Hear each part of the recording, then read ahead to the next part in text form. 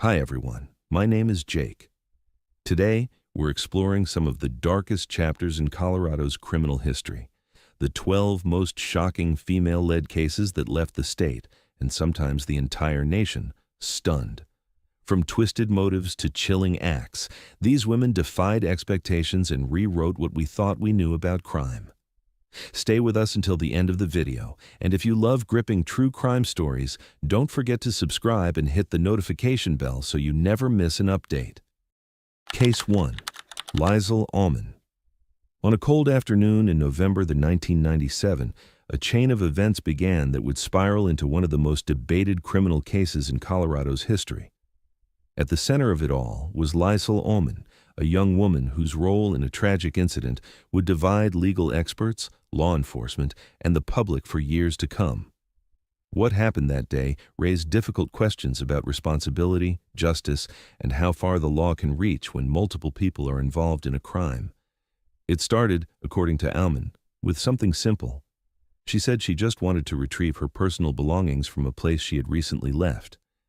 She'd been staying at a lodge in Buffalo Creek with her boyfriend, but after their relationship deteriorated, she moved out. A few days later, she decided to go back and collect her things. Instead of going alone, she brought along several people, friends and acquaintances who agreed to help her move. What happened next is where the story becomes complicated. Prosecutors would later argue that this was not just a simple attempt to recover belongings, but part of a plan to commit burglary. According to their version, the group intended not only to retrieve Allman's property, but also to take items belonging to her former boyfriend. The defense, however, maintained that Allman had no intention of stealing anything and only wanted what was hers. As the group arrived at the lodge, witnesses reported seeing items being carried out and loaded into vehicles. At some point, authorities were alerted to a possible burglary in progress. Deputies soon located one of the vehicles leaving the area, a red car, and attempted to pull it over. The driver did not stop. What followed was a high-speed chase that quickly escalated. Speeds increased and the situation became more dangerous with every passing minute. According to Allman's later statements, she was frightened and wanted the driver to stop, but he refused. She claimed she felt trapped in the situation, unable to control what was happening around her. During the chase, shots were reportedly fired from the vehicle at pursuing officers. This dramatically raised the stakes. What may have begun as a suspected property crime had now turned into a life-threatening situation involving law enforcement. Eventually, the chase ended near an apartment complex in Denver. The suspects fled into the building, and police quickly surrounded the area. Officers ordered those inside to surrender. At this point, Allman exited and surrendered to police. She was taken into custody, searched, handcuffed, and placed in a patrol car. By all accounts, she was no longer actively participating in any unfolding events. However, the situation was far from over. While Allman sat in the police vehicle, another suspect remained inside the building. Moments later, gunfire erupted. During the confrontation, a Denver police officer, Bruce Vanderjagt, was fatally shot. The suspect responsible for the shooting later died at the scene as well. The aftermath was chaotic and emotional. An officer had lost his life in the line of duty, and the community was shaken. Investigators worked quickly to piece together what had happened, and attention soon turned to everyone involved in the earlier events, including Allman. Despite being in police custody at the time of the shooting, Allman was charged under the legal doctrine known as felony murder.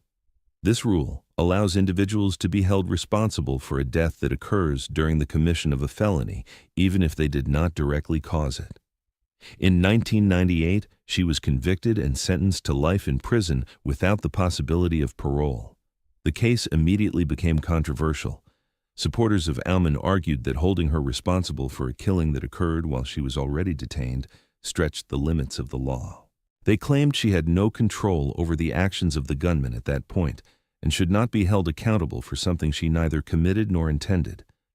Critics, however, believed that her earlier actions, bringing the group together and participating in events that led to the chase, set the entire sequence in motion. From that perspective, the tragic outcome was a foreseeable consequence of those decisions. Adding to the controversy were questions about evidence and testimony. Some witnesses later changed or added details to their statements. There were debates over whether Aumann had any direct involvement in the use of the weapon. Forensic evidence reportedly did not show that she had handled the firearm. These details fueled ongoing disagreements about the fairness of her conviction. Another key element in the case was Aumann's own statements during police interviews.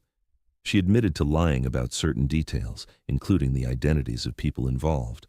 At times, she appeared confused, scared, and inconsistent. Prosecutors used her words to argue that she had knowingly placed herself in a dangerous situation and had anticipated potential violence. The defense argued that her statements reflected fear and panic rather than guilt. They also pointed out that she had waived her right to an attorney during questioning, something she later said she regretted. Years passed, but the debate did not fade. In 2005, a major development changed the course of the case.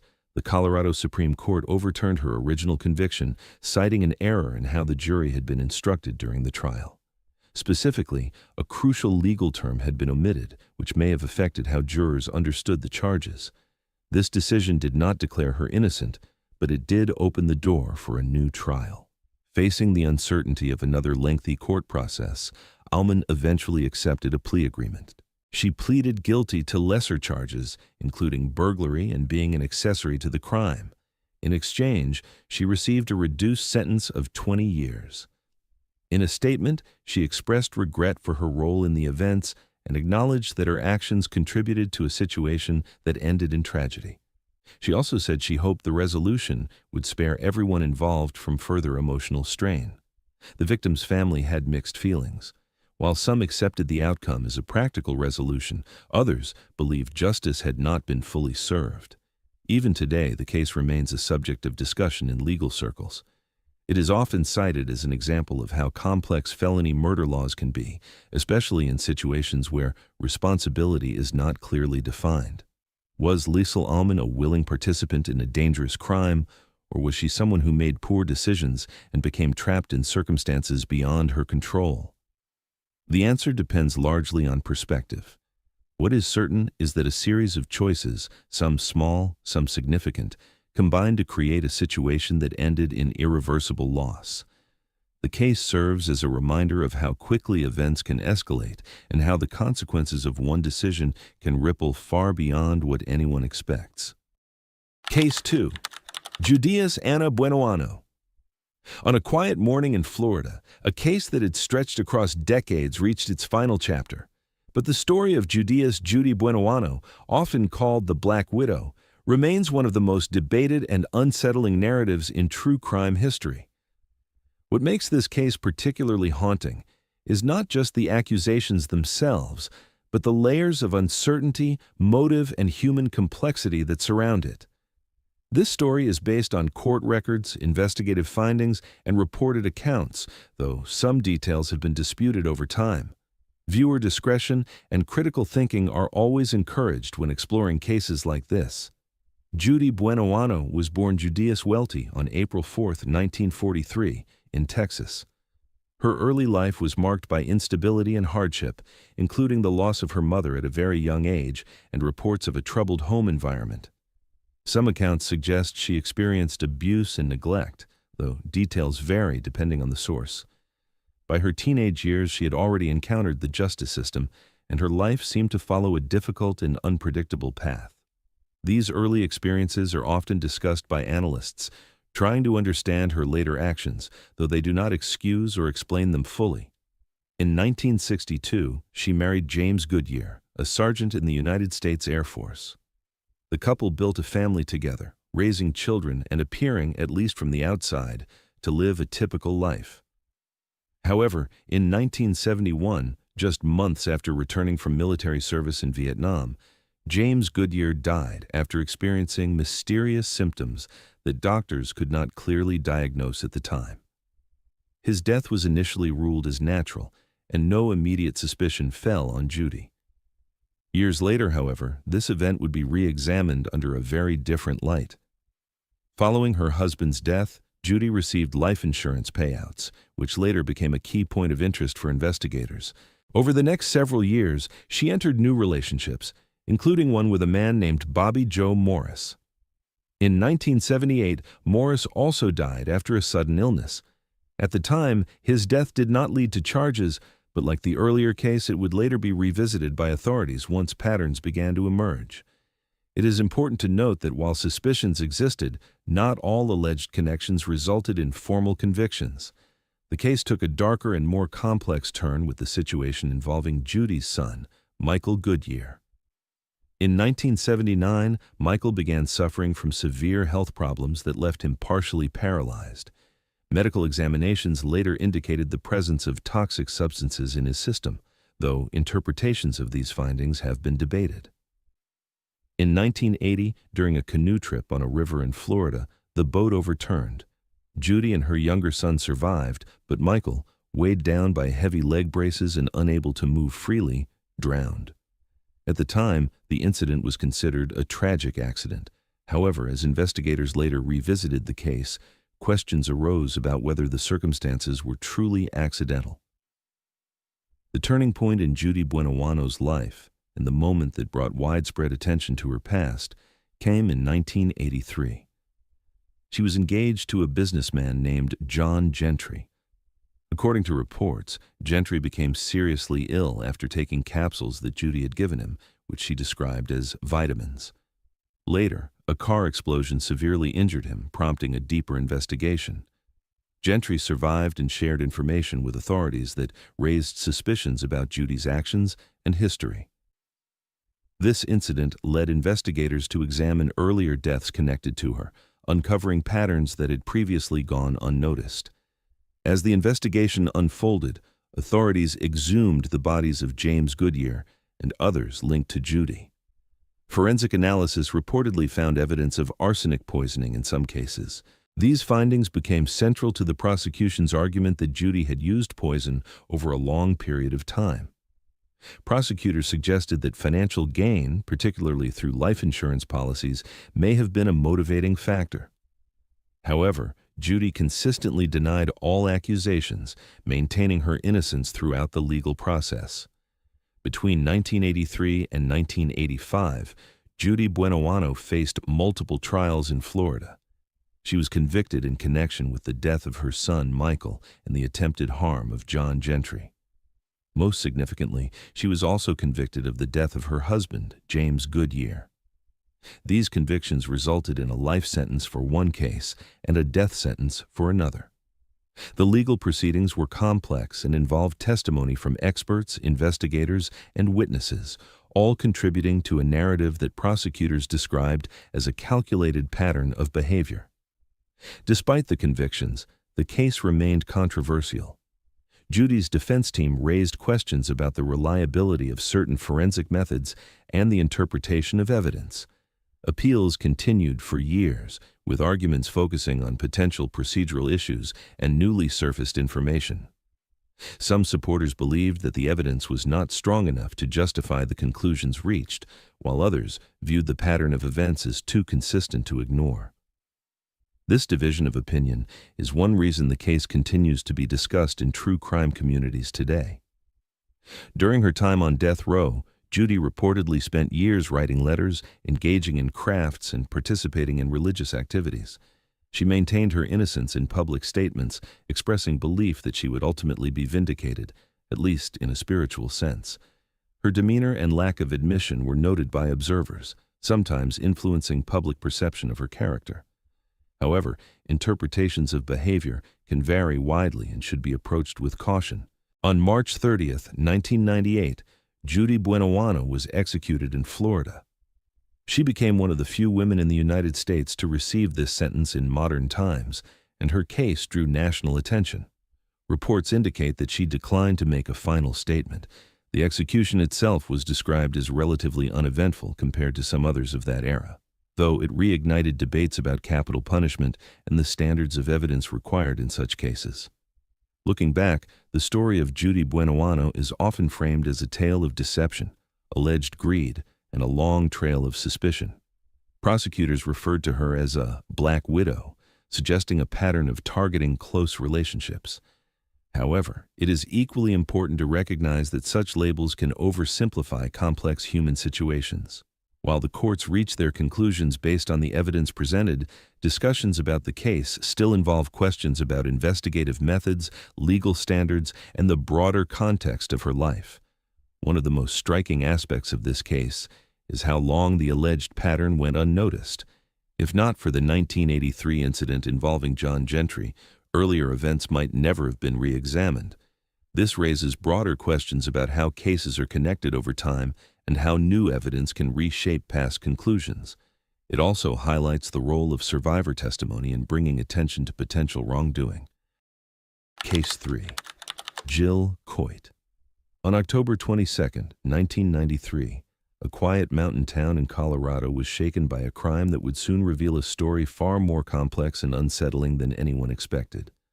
When 52-year-old Gerald Boggs failed to open his hardware store that morning, something immediately felt wrong. He was a man of strict routine, known by nearly everyone in town. Concern quickly turned into alarm when his brother went to check on him and discovered a disturbing scene inside his home. What initially appeared to be a tragic and isolated incident would soon unravel into a web of deception, manipulation, and a life filled with secrets. At the center of it all was one woman, Jill Coit.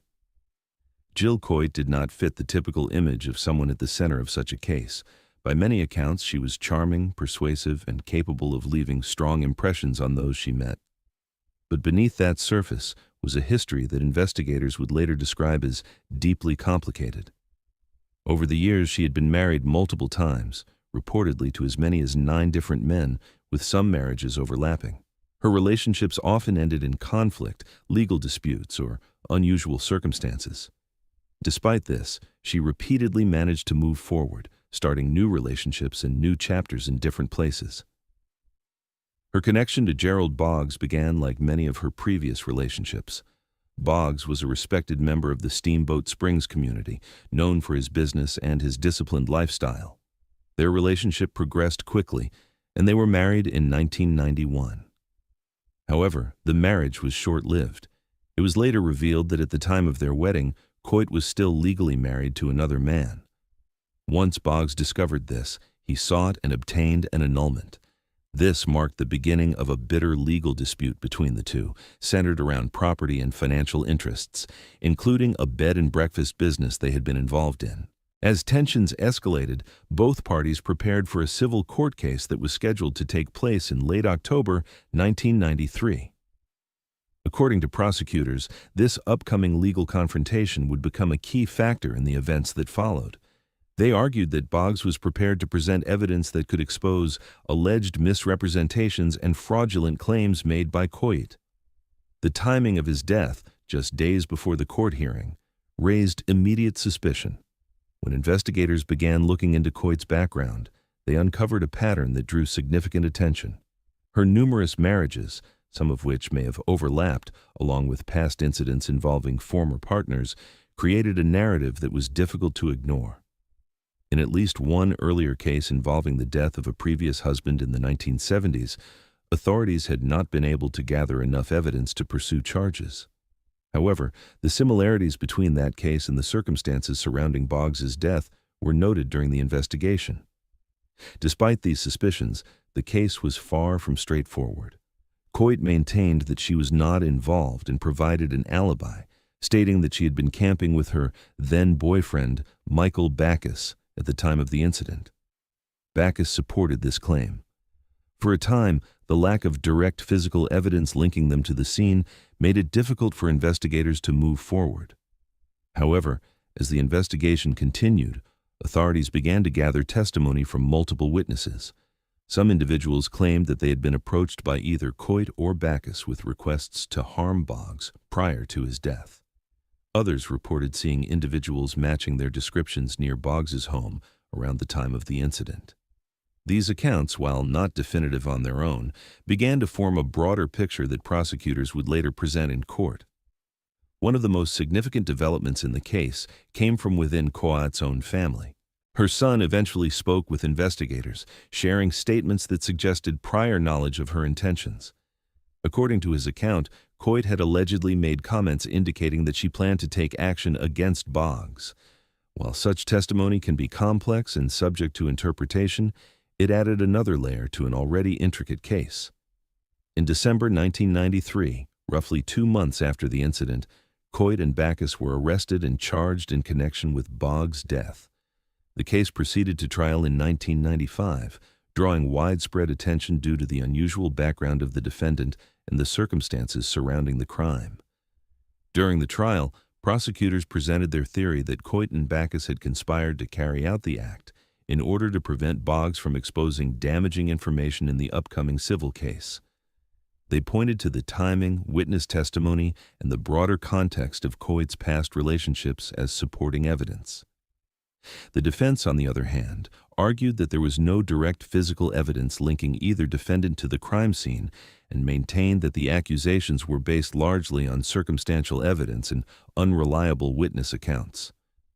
After several weeks of testimony and deliberation, the jury reached a verdict.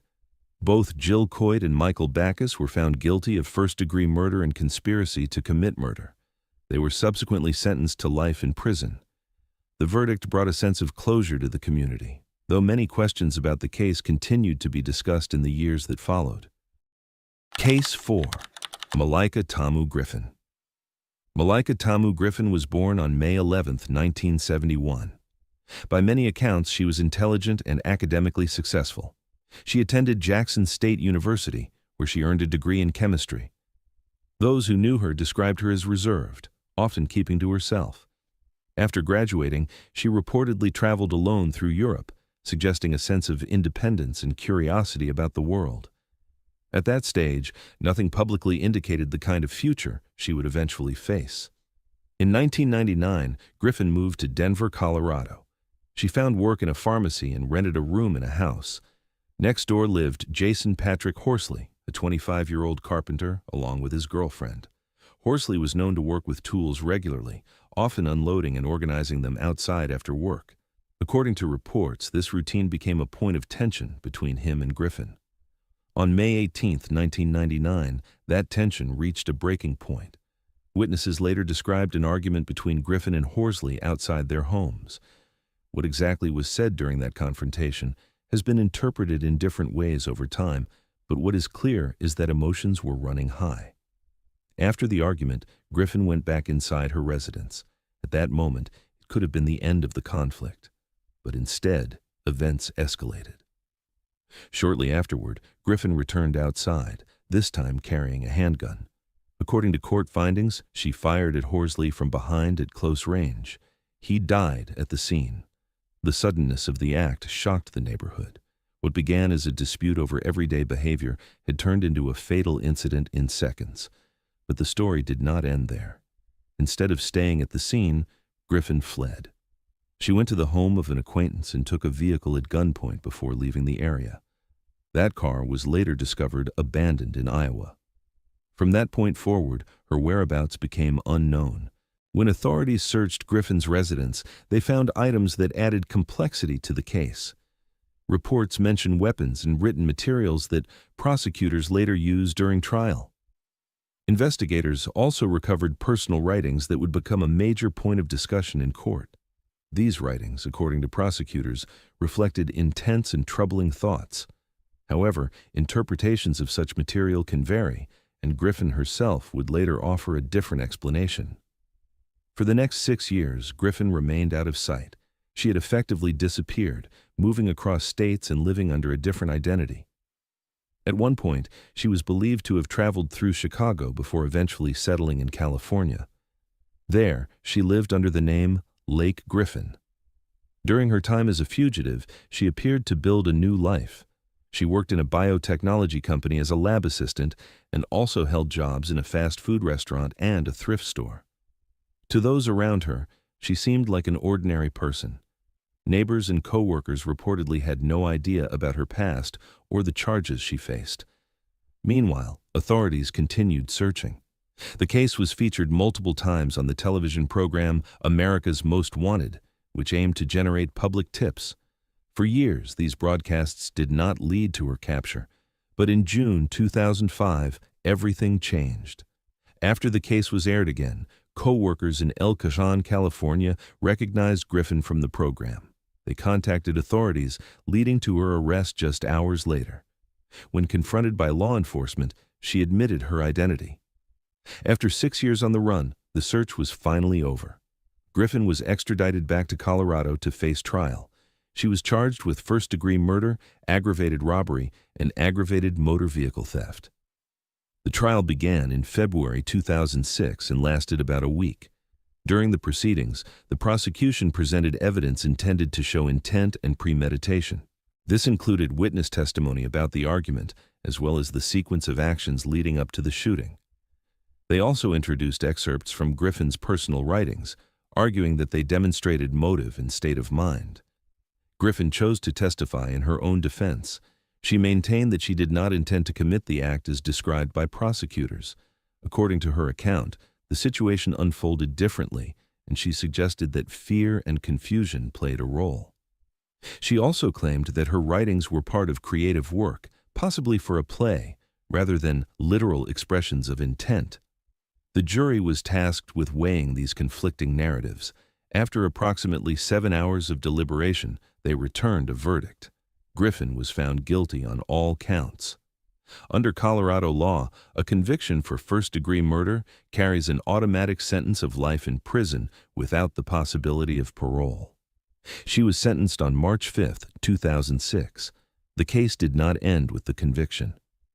In 2009, Griffin filed an appeal, raising several arguments. She questioned aspects of her legal representation, the use of her personal writings as evidence, and elements of the trial process. However, the Colorado Court of Appeals reviewed these claims and ultimately upheld the original conviction. Over time, the case has been featured in various true crime programs, including episodes of Snapped and Deadly Women. These portrayals have contributed to ongoing public interest, though each retelling may emphasize different aspects of the story. Looking back, this case raises several difficult questions. How does a conflict between neighbors escalate to such an extreme outcome? What role do personal beliefs and emotions play in critical moments? And how should courts interpret personal writings when determining intent? It's also a reminder of how appearances can be deceiving. For 6 years, Griffin lived undetected, working regular jobs and interacting with people who had no idea about her past. Her eventual capture highlights the role of public awareness and media in solving cases, but also shows how easily someone can blend into everyday life. At the center of it all is the loss of Jason Horsley, a young man whose life ended suddenly. His family attended the trial, witnessing the legal process unfold. While the court reached its conclusion, the emotional impact of such events continues far beyond the courtroom. Case 5. Isabella Guzman. In August 2013, in Aurora, Colorado, an ordinary suburban home became the center of a case that would shock the local community and later gain widespread attention online. At the center of it all was 18-year-old Isabella Guzman, a teenager described by some as quiet and by others as increasingly troubled in the days leading up to the event. The victim was her mother, Yunmi Hoy, a 47-year-old woman known as hardworking and devoted to her family.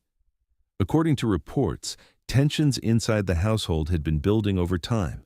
Family members later described a relationship marked by frequent arguments, emotional distance, and growing concern over Isabella's behavior. On the day before the incident, an email allegedly sent by Isabella to her mother contained a chilling message: "You will pay." While the exact intent behind those words remains unclear, it was enough to alarm Yunmi Hoy. That same day, police were reportedly called to the home, following concerns about a domestic disturbance. Officers spoke with both mother and daughter and issued a warning, stating that continued conflict could lead to serious consequences, including removal from the home. At the time, the situation appeared to calm down, at least on the surface. However, what followed later that evening would change everything. On the night of August 28th, Yunmi Hoy returned home from work and went upstairs to take a shower. Moments later, her husband, Ryan Hoy, who was downstairs, heard unusual sounds, described as thumping noises, coming from the upper level of the house. Concerned, he rushed upstairs and attempted to open the bathroom door, but according to reports, it was blocked from the inside. As he tried to get in, He reportedly heard his wife call out before the situation suddenly fell silent. Realizing something was very wrong, he called emergency services. During the call, he described seeing what appeared to be blood coming from under the bathroom door. The sense of urgency escalated rapidly. Shortly after, the door opened. According to witness statements, Isabella Guzman was seen standing in the doorway holding a knife. She did not speak. She did not react. She simply walked past him, staring straight ahead, and left the area. This moment has since become one of the most discussed aspects of the case due to the unusual and emotionless behavior described. When Ryan Hoy entered the bathroom, he found his wife on the floor. Emergency responders later confirmed that Yunmi Hoy had sustained multiple severe injuries. Despite attempts to provide aid, she was pronounced dead at the scene. The brutality of the incident deeply shocked investigators and first responders alike. After leaving the home, Isabella fled the area. Law enforcement quickly began searching for her, initiating a manhunt that lasted several hours. She was eventually located the following day in a nearby parking structure. Reports indicate that items believed to be connected to the incident were found in the area, which helped authorities identify her location. She was taken into custody without further incident. In the courtroom, Isabella's behavior drew significant attention. During early hearings, observers noted moments where she appeared to smile or make unusual facial expressions. At other times, she seemed detached or unresponsive. These observations fueled speculation online, with many questioning her mental state and whether underlying psychological factors played a role. Family members offered mixed perspectives. Her father described her as a good-hearted person, expressing confusion over what could have led to such a drastic situation. He recalled speaking with her just hours before the incident, believing their conversation had made a positive impact. Others, however, pointed to a pattern of escalating conflict, including verbal aggression and increasingly concerning behavior in the days leading up to the event. Extended family members also expressed disbelief, stating that while Isabella could be emotional or rebellious, they had never seen signs suggesting she was capable of such extreme actions. This contrast between how she was perceived publicly and what may have been happening privately adds another layer of complexity to the case. Investigators, meanwhile, focused on reconstructing the timeline and understanding what may have triggered the incident. Despite the available evidence, no single clear motive was immediately established. Cases like this often leave behind more questions than answers, especially when they involve family dynamics that are difficult to fully understand from the outside. The legal process that followed was closely watched. Isabella Guzman, having recently turned 18, was charged as an adult. The charges included first-degree murder, along with additional counts related to violence. She was held without bond as the case moved forward through the court system. One of the challenges in cases like this is separating fact from speculation. Online discussions, particularly in true crime communities, often amplify certain details while overlooking others. It is important to remember that early reports can evolve as more information becomes available, and courtroom proceedings can reveal complexities not initially visible. Another aspect that drew attention was Isabella's online presence prior to the incident. Photos and posts showed what appeared to be a typical teenager, smiling, posing, and engaging in everyday activities. This contrast between appearance and alleged actions contributed to the case's viral spread, as people struggled to reconcile the two images. Experts often emphasize that human behavior is rarely simple. Situations involving family conflict, emotional stress, and potential mental health factors can create environments where warning signs are missed or misunderstood. While it is easy to look back and identify red flags, recognizing them in real time is far more difficult. Case 6. Miriam Frances Helmick. In June 2008, in the quiet rural area of Whitewater, Colorado, a 911 call reported what initially appeared to be a robbery gone wrong. Inside a large home set on acres of land, 62-year-old businessman Alan Helmick was found with a fatal gunshot wound. His wife, Miriam Helmick, was the one who contacted authorities, describing a scene that suggested an intruder may have been involved.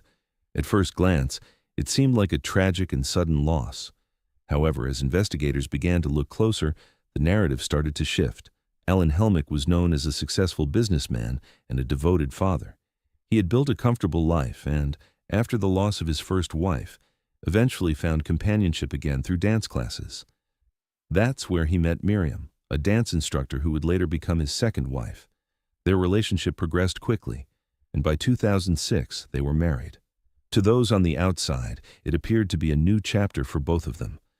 But according to testimony later presented in court, things behind the scenes may not have been as simple. In the months leading up to Alan's death, several unusual developments reportedly took place. Witnesses and records suggested that Alan had become increasingly isolated from family and business contacts. There were also claims that he experienced unexplained health issues that left him weakened for extended periods.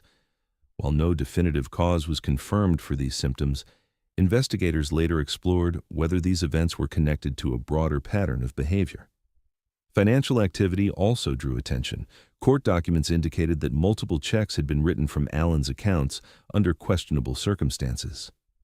Some of these funds were allegedly directed toward Miriam's dance-related business. While financial disputes are not uncommon in relationships, prosecutors later argued that this activity formed part of a larger plan. Meanwhile, an earlier incident raised further questions. Just weeks before Alan's death, his car caught fire while he was sitting inside it, outside a business in Delta, Colorado. Reports suggested that an object had been inserted into the gas tank, causing a dangerous situation. At the time, the incident was treated as suspicious, but its full significance would only become clearer later during the investigation.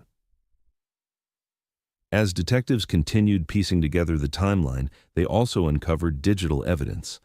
Records showed that Miriam had conducted various internet searches related to substances and methods that could potentially harm someone. While searches alone do not prove intent, prosecutors later used this information to support their theory that the events were not random or accidental. Another unusual element involved identity documents. When Miriam was eventually located and arrested months later in Florida, authorities reportedly found identification belonging to Alan's first wife, who had passed away years earlier. Investigators also discovered images of multiple IDs and documents on a computer linked to Miriam. In court, this was presented as evidence suggesting possible attempts to assume another identity or create false documentation. As the case developed, attention also turned to Miriam's past. Years earlier, her first husband had died from a gunshot wound in Florida. At the time, that case had been ruled a suicide, and officials later stated there was no sufficient reason to reopen it.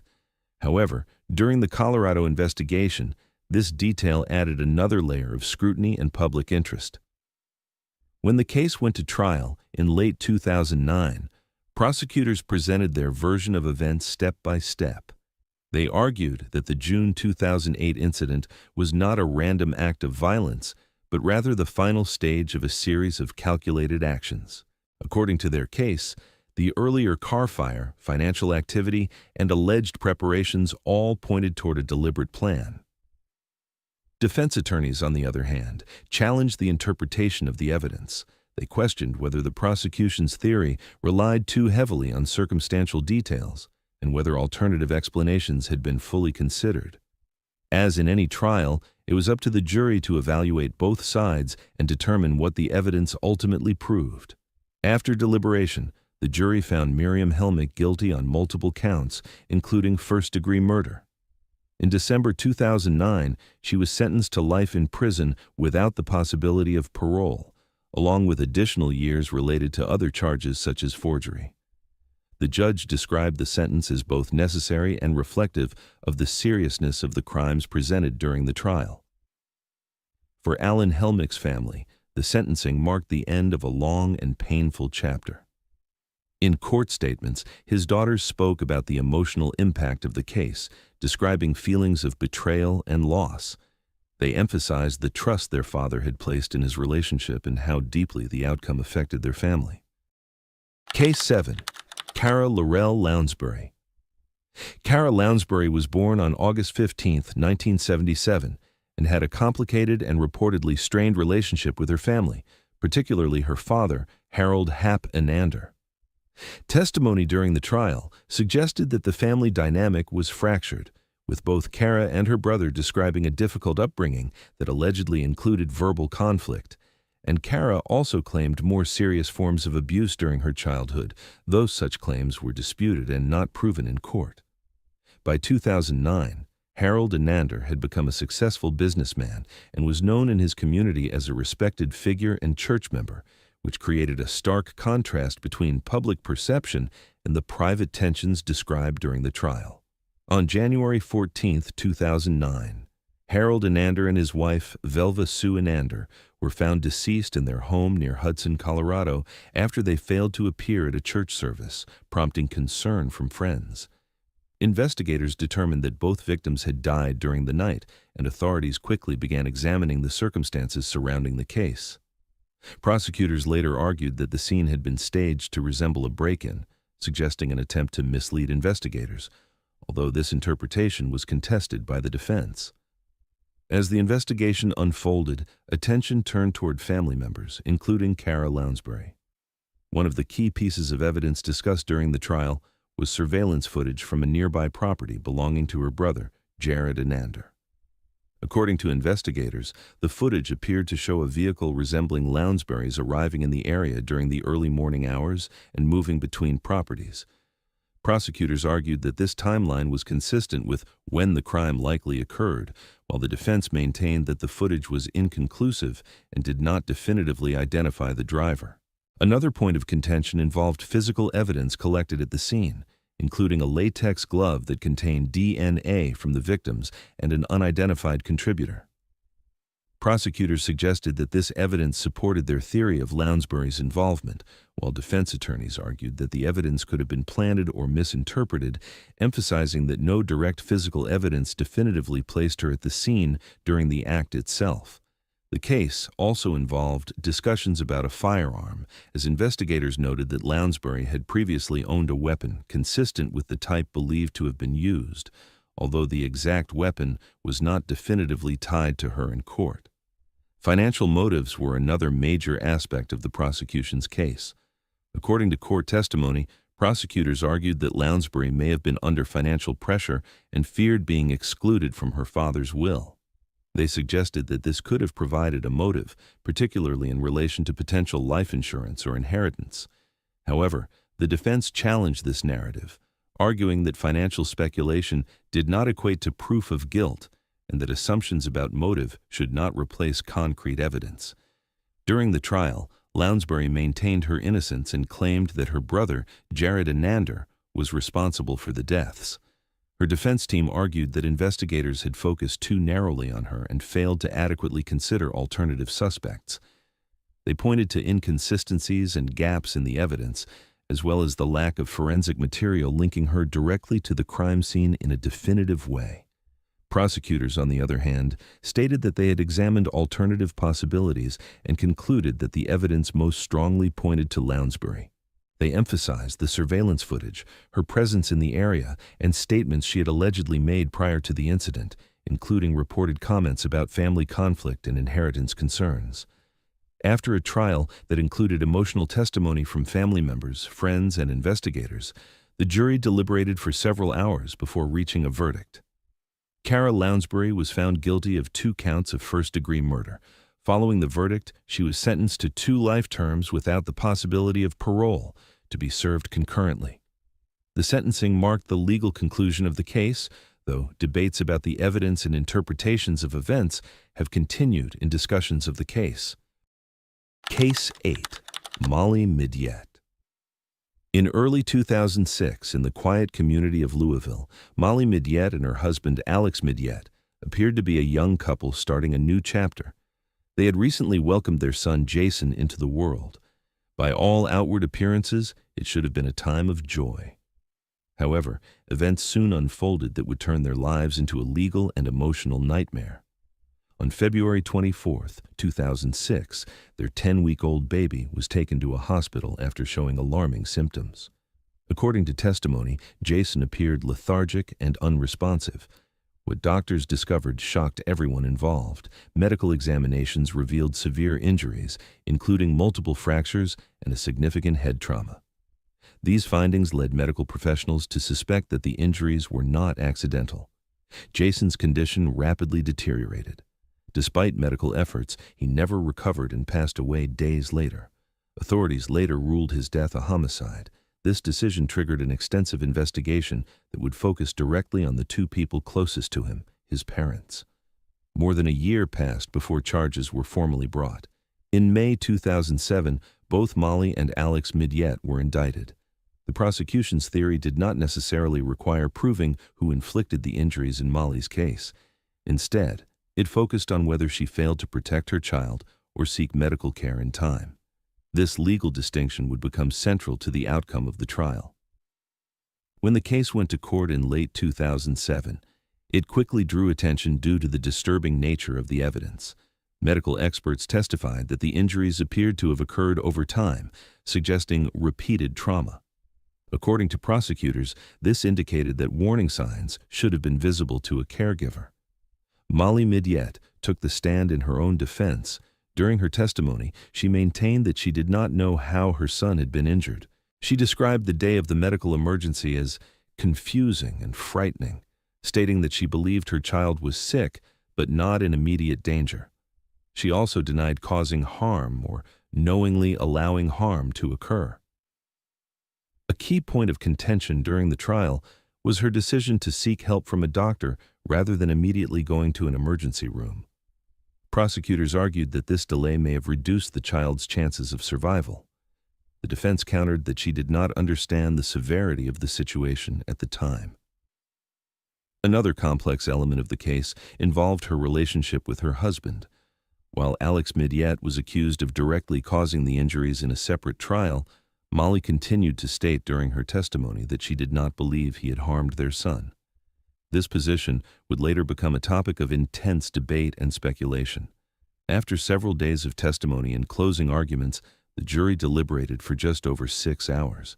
They ultimately found Molly Midyett guilty of child abuse, resulting in death, not for inflicting the injuries, but for failing to act in a way that could have protected her child. She was later sentenced to 16 years in prison. The courtroom reaction was emotional. Reports described both defendants and their families reacting strongly to the verdict. It was a moment that marked the end of the trial, but not the end of the controversy surrounding the case. In the years that followed, Molly Midyett continued to challenge her conviction. Her legal team filed motions for a new trial, presenting a very different narrative. They argued that she had been under intense psychological pressure and manipulation from those around her, including her husband and members of his family. According to these claims, this environment may have affected her ability to fully participate in her own defense. Her attorneys also raised concerns about the effectiveness of her original legal representation, suggesting that key strategies were not pursued and that important information may not have been presented to the jury. Additionally, they argued that she had developed suspicions about her husband after the child's death, but felt unable to voice them at the time. However, these claims were strongly disputed. Prosecutors and others involved in the case maintained that Molly Midyett received a fair trial and that the evidence supported the jury's verdict. A judge later reviewed the request for a new trial and ultimately denied it, stating that there was insufficient evidence to support the claims of psychological incapacity or legal inadequacy. The judge described Molly Midyett as intelligent and actively involved in her defense during the trial process. This assessment played a key role in rejecting the argument that she had been unable to assist in her own case. Meanwhile, Alex Midyett was tried separately. His case resulted in a different legal outcome, with the jury convicting him of a lesser charge related to negligence rather than intentional harm. Despite this difference, he received the same 16-year sentence. This contrast between the two verdicts added another layer of complexity to how the case has been interpreted. Over time, the case has continued to spark debate among those who follow true crime. Some believe that justice was served based on the evidence presented in court.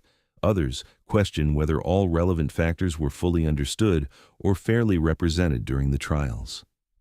One of the most difficult aspects of this case is the question of knowledge and responsibility. At what point should a caregiver recognize that something is seriously wrong? And how should the law respond when the answers are unclear or disputed? These are questions that extend beyond this single case and into broader discussions about accountability and child protection. Case 9. Kelly Lynn Murphy. In May of 2011, a quiet suburban home in Castle Rock, Colorado became the center of a tragedy that would leave an entire community searching for answers. What unfolded inside that home is still discussed today, not only because of the devastating outcome, but because of the questions it raised about control, mental state, and the breaking point of a family under pressure.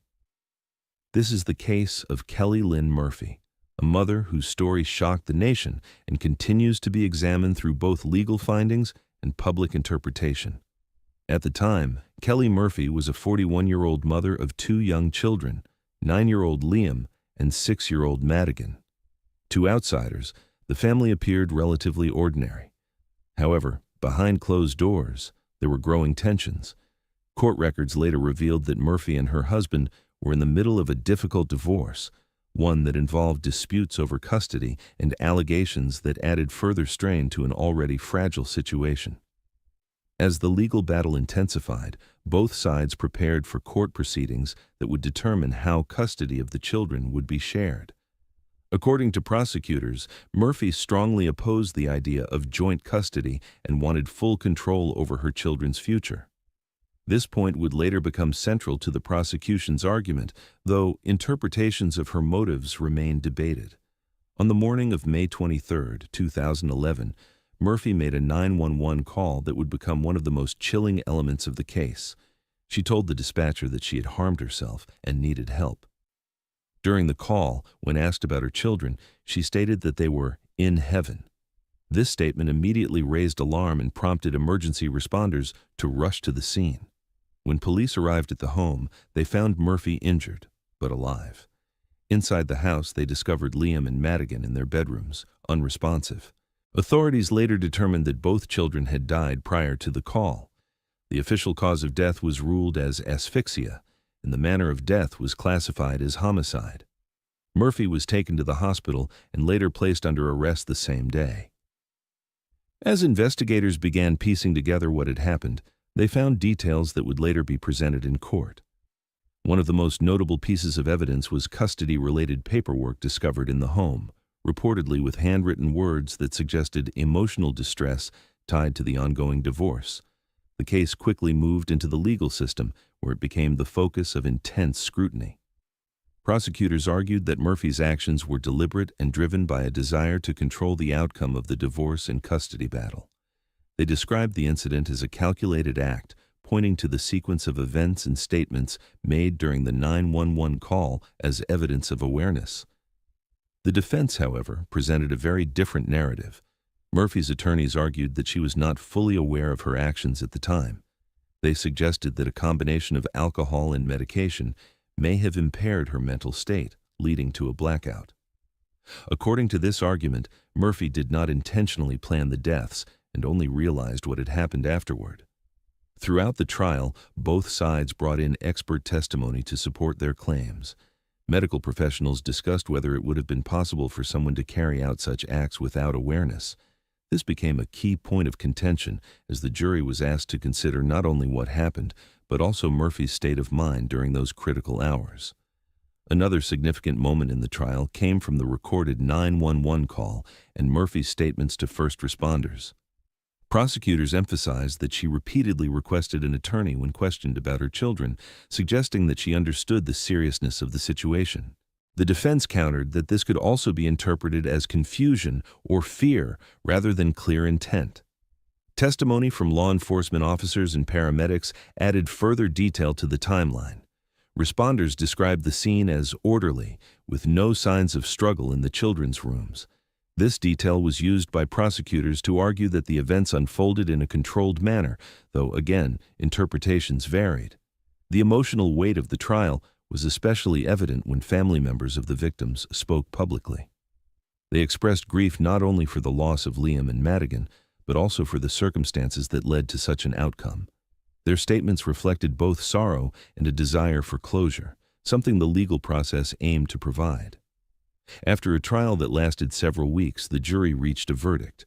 Murphy was found guilty of 2 counts of first-degree murder, along with additional charges related to her position of trust as a parent. The decision came after a relatively short period of deliberation, indicating that the jury found the prosecution's arguments convincing beyond a reasonable doubt. Following the verdict, the judge sentenced Murphy to 2 consecutive life terms in prison without the possibility of parole. This meant that she would spend the rest of her life incarcerated.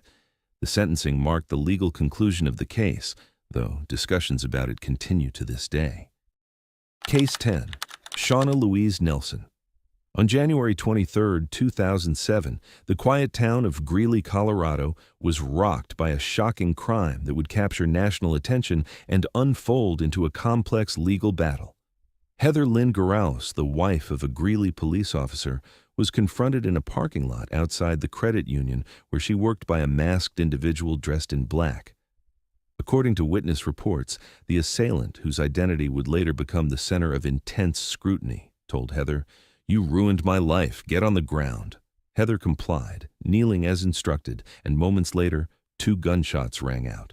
She fell to the ground, and the attacker fled. Investigators later identified the murder weapon as a .40 caliber Glock Model 22, a detail that would play a pivotal role in the trial that followed. The incident left the community in shock, raising questions about motive, opportunity, and the tangled relationships behind the tragedy. The investigation quickly turned to Shauna Louise Nelson, a former Weld County dispatcher who had been involved in a 3-year affair with Heather's husband, Ignacio Garaus. Nelson's involvement in the affair, combined with the timing of the breakup just a month before the shooting, made her a prime suspect. Law enforcement and prosecutors argued that the murder was fueled by jealousy and the complex dynamics of a love triangle. Witnesses recounted the masked figure's words, echoing personal grievances, and investigators noted physical evidence linking the scene to Nelson. The case escalated from a shocking local crime into a courtroom battle scrutinized by both the media and legal experts. Shauna Nelson was arrested on July 26, 2007, facing charges of first-degree murder, and the trial that followed would reveal a web of personal relationships, alleged accomplices, and conflicting testimony. The trial, held in nearby Fort Collins due to concerns about pretrial publicity, began with prosecutors presenting a timeline of the events leading up to Heather Garaus's death. Over 10 days, the jury heard from more than 40 witnesses and reviewed more than 120 exhibits. Prosecutors emphasized motive, pointing to the affair with Ignacio Garaus and the subsequent emotional turmoil. They presented testimony from Heather's friends, law enforcement officers, and individuals familiar with the interactions between the involved parties. One of the central elements in the prosecution's case was the physical evidence. Shoes found 700 feet from Nelson's truck contained her DNA and traces of gunshot residue, suggesting proximity to the scene. Tire tracks in the snow matched those of Nelson's vehicle, and gunshot residue was found on her clothing. Prosecutors argued that these details, combined with her access to firearms and knowledge of handling guns, supported their assertion that Nelson was responsible for the shooting. The defense countered with alternative explanations for the evidence. Nelson testified that on the day of the shooting, she had intended to go to a liquor store but had left her shoes in a hurry, claiming she had been distracted while preparing a bath at home. Defense attorneys argued that gunshot residue could have been transferred from her husband's frequent handling of firearms, and that the mask allegedly worn by the shooter showed no residue. They highlighted inconsistencies in witness accounts and emphasized the absence of direct DNA evidence linking Nelson to the act of shooting Heather Garaus. Nelson's attorney stressed that no blood from the victim was found on her clothing or in her truck, and questioned whether the investigation had fully considered other possible suspects. Family members of Shauna Nelson expressed disbelief over the allegations, stating that they had not seen evidence that would indicate she committed the crime. The trial also involved testimony from individuals accused of assisting in planning the murder. Michelle Moore, a former friend of Nelson, pleaded guilty to being an accessory to the crime and testified that she and Nelson had discussed the shooting. The defense questioned Moore's credibility, presenting her as a potentially biased witness due to personal grievances. Amidst the testimonies, both sides presented narratives of complicated relationships, jealousy, and emotional conflict. Prosecutors painted Nelson as a woman driven by a need to control the situation with Ignacio Garaus, while the defense emphasized the lack of conclusive evidence tying her directly to the shooting. The courtroom drama included detailed discussions of timelines, routes taken by vehicles, and the mechanics of the shooting itself. Forensic investigators analyzed tire tracks, gunshot residue, and ballistic reports, all scrutinized by both prosecution and defense experts. Nelson's own testimony offered insight into her perspective, including admissions of personal relationships and mistakes, but firm denials of any intent to harm Heather Garaus. As the trial drew to a close, closing arguments highlighted the stark contrast in interpretations of the evidence. Prosecutors appealed to the jury to consider motive and opportunity, presenting a narrative of deliberate planning and emotional intensity. The defense reminded the jurors of the principle of reasonable doubt, pointing to inconsistencies and gaps in the evidence, questioning whether Nelson's DNA on items near the scene truly proved her involvement in the act itself. On March 3, 2008, the jury reached a unanimous decision. Shauna Nelson was found guilty of first-degree murder and immediately sentenced to life in prison without the possibility of parole, the mandatory sentence for a conviction of this nature in Colorado. Weld County District Judge Roger Klein stated during sentencing, "You carried out this plan with great deliberation. You deserve to serve every day of the sentence I will impose." Nelson displayed little reaction as the verdict was read. Her family, visibly shaken, struggled to reconcile the outcome. Nelson's attorney announced plans to appeal, expressing disappointment in the result, while supporters of Heather Garaus expressed relief that justice, in their view, had been served. The aftermath of the trial also involved related legal proceedings. Ken Nelson, Shauna's husband, faced charges of evidence tampering related to the case. He later sought a divorce from Shauna, but had initially reconciled to help raise Christian, the child she shared with Ignacio Garaus.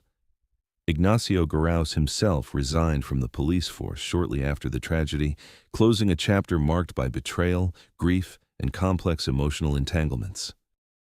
Thank you for watching until the end. If you found this video interesting or informative, don't forget to like and subscribe to the channel for more true crime stories. Your support really helps the channel grow and allows me to keep bringing you carefully researched cases. Let me know in the comments which case stayed with you the most. See you in the next video.